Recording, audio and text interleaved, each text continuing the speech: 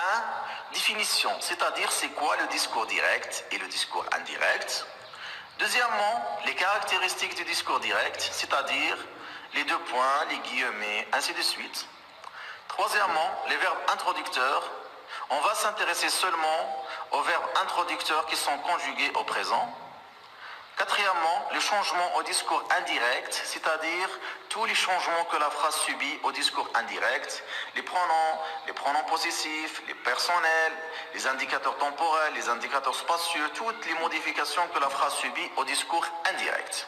Et finalement, nous allons voir des exercices d'évaluation. Maintenant, mes chers élèves, passons au tableau pour plus d'explications. Merci. Commençons par la définition du discours direct. Prenons par exemple ce personnage qui s'appelle Paul.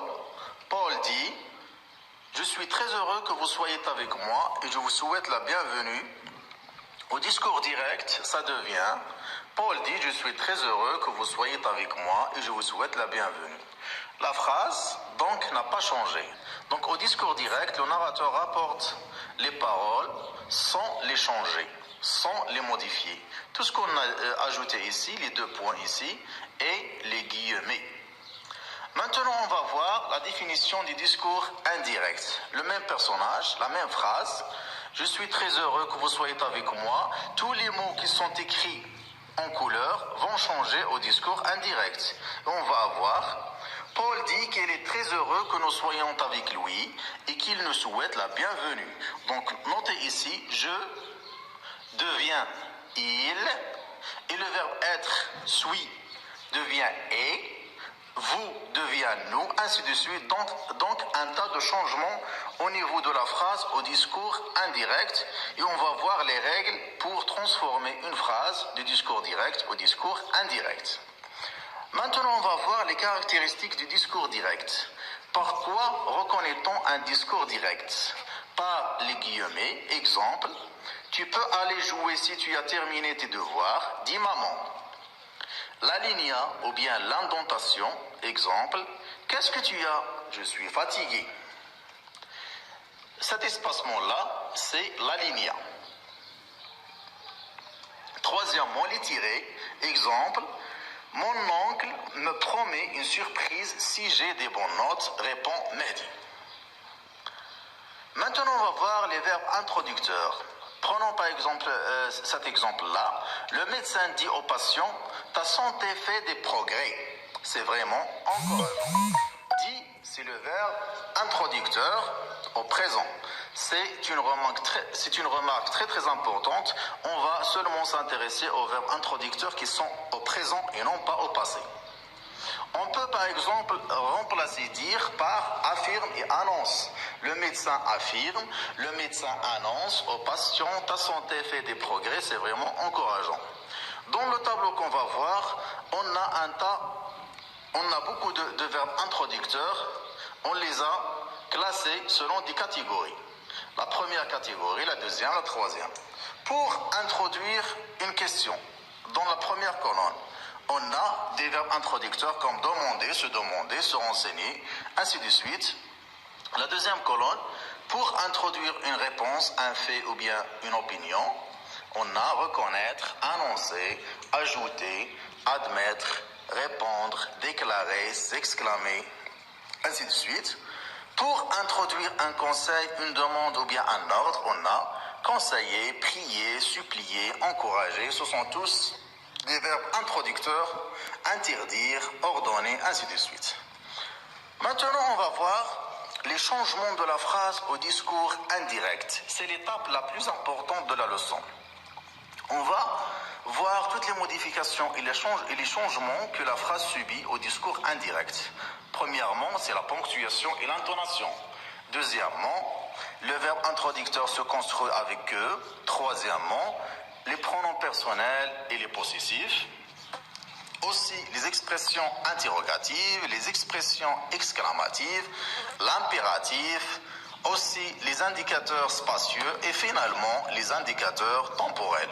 Commençons par le premier point, la ponctuation et l'intonation.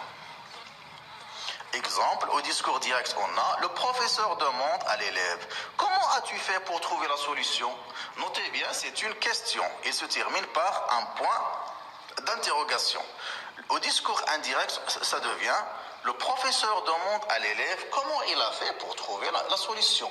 Donc l'absence de l'intonation et l'absence du point d'interrogation aussi. Deuxièmement, le verbe introducteur se construit avec eux.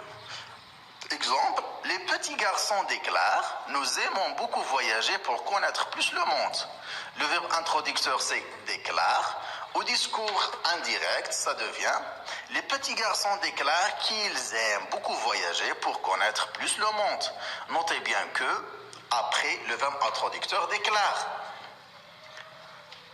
Troisièmement, les pronoms personnels et les pronoms possessifs. Commençons par les pronoms personnels. Au discours direct, le père dit à son fils « Je ne te conseillerais pas de sortir seul la nuit ». Au discours indirect, ça devient « Le père dit à son fils qu'il ne lui conseillera pas de sortir seul la nuit ». Donc « je » devient « il ». Et aussi, la terminaison du verbe « conseillerait » devient « conseillera ». Donc ça change aussi. Et « te » devient « lui ». Le pronom complément d'objet indirect « te » devient « lui ». Retenez, souvent, je deviens il ou bien elle, te devient lui, avec nous, avec vous devient avec eux, avec elle. B, les adjectifs possessifs et les pronoms possessifs. Prenons par exemple cette phrase, prête-moi ta moto car la mienne est en panne, demande Ahmed à son frère. Au discours indirect, ça devient Ahmed demande à son frère de lui prêter sa moto car la sienne est en panne. Donc, ta devient ça au discours indirect. La mienne, le pronom possessif la mienne devient la sienne au discours indirect. Retenez, c'est une règle presque générale. Souvent, mon, tes, notre, votre devient successivement son, c'est, leur. Le mien, le tien devient le sien. Le nôtre, le vôtre devient le leur. Maintenant, on va voir les expressions interrogatives. Commençons par la première expression interrogative. Une question indirecte devient si. Et est-ce que devient aussi si. Exemple, au discours direct, elle me demande, tu resteras longtemps? Au discours indirect, ça devient, elle me demande si je resterai longtemps. Donc, remarquez bien si. On peut aussi utiliser est-ce que tu resteras longtemps? Elle me demande si je resterai longtemps. Donc, est-ce qu'on peut aussi l'utiliser dans cette phrase? On va voir maintenant une autre expression interrogative. Qu'est-ce que devient ce que? Exemple, au discours direct, papa nous demande qu'est-ce que vous allez faire? Au discours indirect, ça devient papa nous demande ce que nous allons faire. Aussi, l'expression que devient ce que. Exemple, Ali nous demande que voulez-vous faire? Au discours indirect, ça devient Ali nous demande ce que nous voulons faire. Qu'est-ce qui devient ce qui? Exemple, qu'est-ce qui est arrivé? Demande-t-il. Au discours indirect, ça devient il demande ce qui est arrivé. Maintenant, on va voir les expressions exclamatives. On a trois expressions exclamatives. On a comme, quel, que. Ils deviennent combien. Au discours indirect, ils deviennent toutes ces expressions exclamatives deviennent toutes combien. Exemple, premier exemple, il dit comme c'est dommage que tu ne viennes pas. Ça devient au discours indirect, il dit combien c'est dommage qu'il ne vient pas. Retenez bien et remarquez l'absence de que.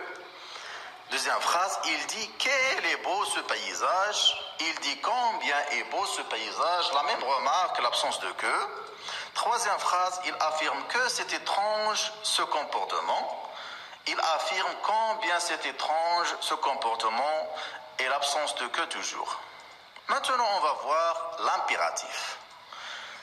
L'impératif, la règle générale de l'impératif au discours indirect devient 2 plus verbe à l'infinitif. Exemple, le policier ordonne au malfaiteur « Montre-moi vite ta carte d'identité ». Au discours indirect, ça devient le policier ordonne au malfaiteur de lui montrer sa carte d'identité. Donc 2 plus verbe à l'infinitif. On a ici montre qui est un verbe à l'impératif, devient de plus le verbe à l'infinitif. Maintenant, on va voir les indicateurs spatiaux. On a ici devient là ou bien là-bas. Aussi cet endroit-là. Exemple, au discours direct, on a les compeurs prétendent. Nous voudrions bien se reposer ici. Au discours indirect, ça devient les compeurs prétendent qu'ils voudraient bien se reposer là-bas. Deuxième phrase, cet endroit est vraiment impressionnant, mentionne les touristes. Au discours indirect, ça devient les touristes mentionnent que cet endroit-là est vraiment impressionnant. Donc cet endroit-là. Maintenant, on va voir les indicateurs temporels. Les indicateurs temporels, aujourd'hui, au discours direct, devient ce jour-là au discours indirect. La même chose en ce moment-là, cette année-là, le mois prochain, le mois suivant. Aussi, la semaine dernière, la semaine précédente, hier, la veille, demain, le lendemain, après-demain, le surlendemain. Exemple. Ma mère annonce, je viens de recevoir une lettre de votre grand-père aujourd'hui. Au discours indirect, ça devient, ma mère annonce qu'il vient de recevoir une lettre de notre grand-père ce jour-là. Deuxième phrase, j'ai acheté toute la marchandise hier, annonce le commerçant. Le commerçant annonce qu'il a acheté toute la marchandise la veille. Troisième phrase, sa commande n'arrivera que demain, ajoute-t-elle. Elle ajoute que sa commande n'arrivera que le lendemain. Le lendemain, demain devient le lendemain. Comme vous avez constaté, mes chers élèves,